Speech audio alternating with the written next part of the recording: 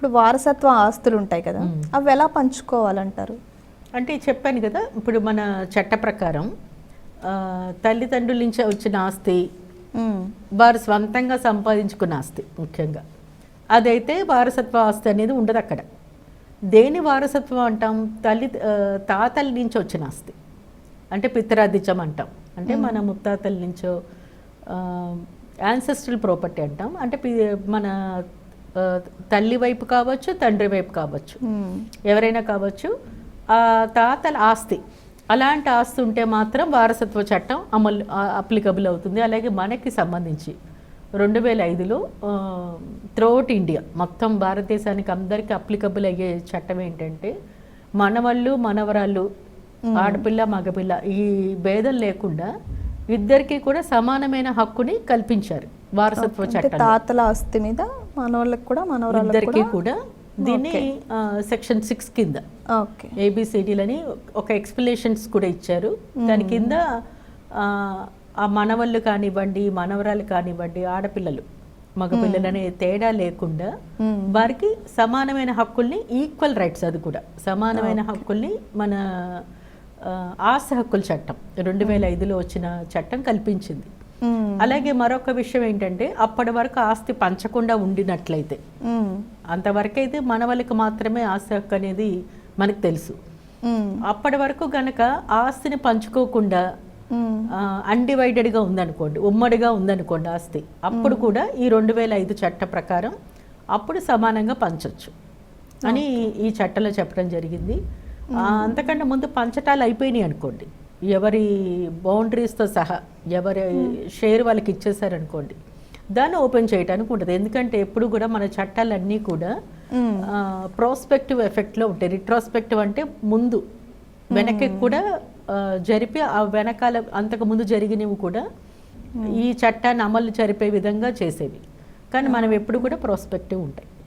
అంటే ఆ చట్టం వచ్చిన తర్వాత విత్ ఎఫెక్ట్ ఫ్రమ్ అని అంటారు కదా, ఆ చట్టం వచ్చిన తేదీ నుంచి జరిగే విషయాలన్నీ కూడా ఈ చట్ట పరిధిలోకి వస్తాయని దానిలో చెప్పడం జరుగుతుంది.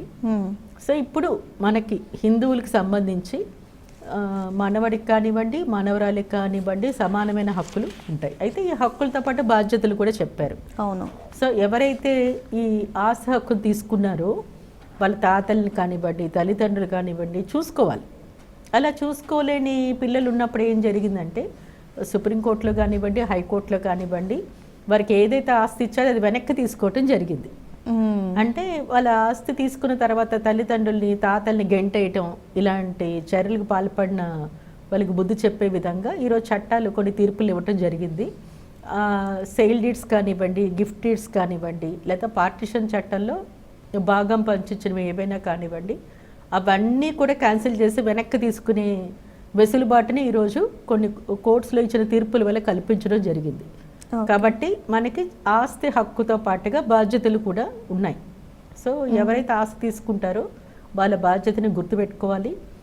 మనకి జన్మనిచ్చిన తల్లిదండ్రుల్ని, వారికి జన్మనిచ్చిన తల్లిదండ్రులు కూడా జాగ్రత్తగా చూసుకోవాలి. అప్పుడే ఆస్తి అనుభవించే హక్కు ఉంటుందని మన చట్టాలే కాదు, ఈరోజు తీర్పులు ఇచ్చే కోర్ట్స్ కూడా అదే చెప్తున్నాయి. మన సాంప్రదాయాలు కూడా అదే చెప్తున్నాయి.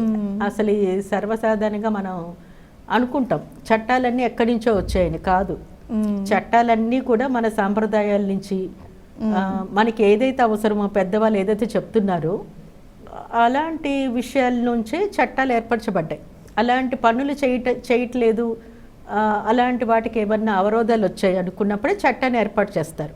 అలాంటి అవరోధాలని నివారించడానికి చట్టం అనేది మనకి ఏర్పడుతుంది. సో చట్టం అనేది మనకి మనం ఏదైతే చేస్తామో పెద్దవాళ్ళు చెప్పిన దానికి అనుగుణంగానే మనకి చట్టాలు అనేవి ఉన్నాయి. అవి ఎక్కడి నుంచో పైనుంచి రాలేదు. సో మనకున్న సంప్రదాయాలు, ఆచారాలు, వ్యవహారాలు వీటిల్లోంచి ఇవన్నీ వచ్చాయి. Okay madam.